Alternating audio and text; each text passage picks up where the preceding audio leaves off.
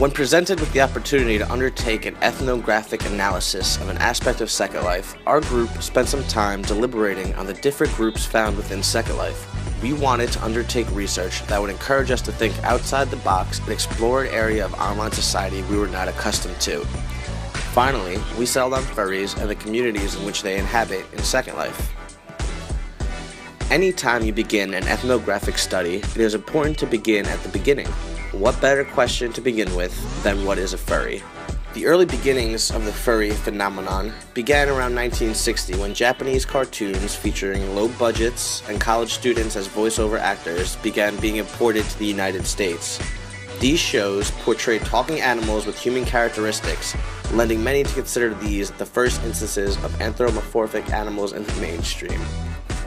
Moving through the 1970s and 80s, what we now call furries began appearing in niche comics and graphic novels. Some of the more successful included Kimba and the White Lion. While some found success, others did not. This includes the ill-named DC comic attempt entitled Captain Carrot and His Amazing Zoo Crew. In 1985, Disney released Adventures of the Gummy Bears, marking the first major studio-produced series that achieved popularity and longevity. Its success had a hand in better-known titles such as Darkwing Duck and Chip and Dale's Rescue Rangers. These both became successful television franchises throughout the 1980s. Moving into modern times, furry fans have continued to utilize comics and graphic novels to share ideas and submerge themselves in the freedom it allows them. Focusing on Comic-Cons, furries have used these gatherings to network and grow communal bonds amongst like-minded individuals.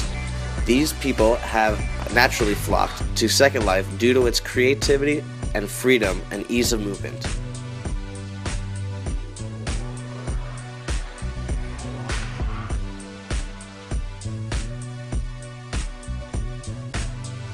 So this is Westwood on a Saturday night. As you can see, it is pretty quiet from around here. If you go down with me to where most of the people are standing, you will see that it's pretty separated.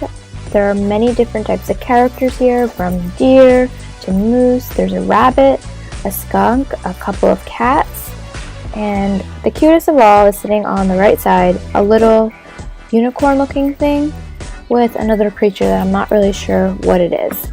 The chat is pretty quiet also. One person welcomed me when I first arrived, but other than that, it's been super quiet. I'm guessing people communicate with each other privately here, because there isn't really much going on here, nor in the rest of the forest.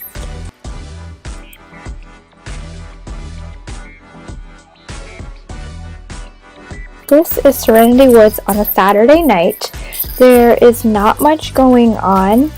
I have seen one person since the minute I've teleported here. It's this fox who's sitting in the corner who just doesn't move and who doesn't speak. The chat is super quiet. No one has said anything. The only sign of life that I see is this board that has the users' names up, but I don't know what it is and I can't seem to figure out what it's for. The board just keeps updating. No one else is here but this fox. There's a snowy Christmas theme going on, but other than that, Serenity Woods is really quiet.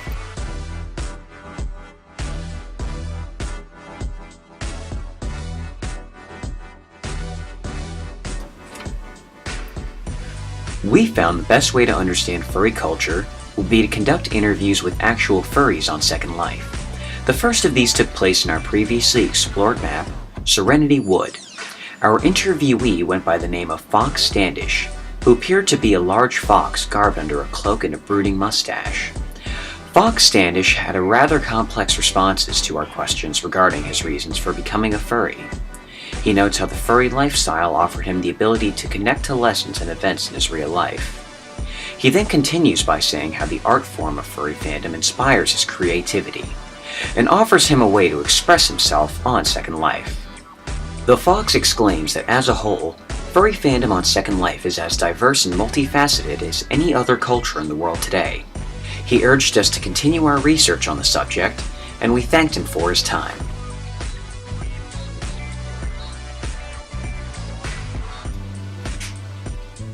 Our second interview candidate was also in Serenity Wood. We located two female avatars by the name of Maria Rocket and Reika Rocket. Though Maria Rocket was unfortunately too hesitant to answer our questions due to the broadcasting nature of this ethnography, Reika leapt at the chance to help us out. She notes that she chose a furry skin because it seemed more easier to find an appealing option in comparison to human skins. Additionally, she notes that being a furry on Second Life is barely any different than being a human, and that all of her friends and social interactions seem to be unaffected. Upon finishing our research, our group safely concluded that furries on Second Life are not all that different from regular avatars, though they certainly choose to associate with one another, as proven by their furry exclusive maps like Lustwood and Serenity Wood. They appear to function and behave in the game no different than other players we've interacted with thus far. Ultimately, furry fandom can be considered just a different way of representing yourself on this online world of Second Life.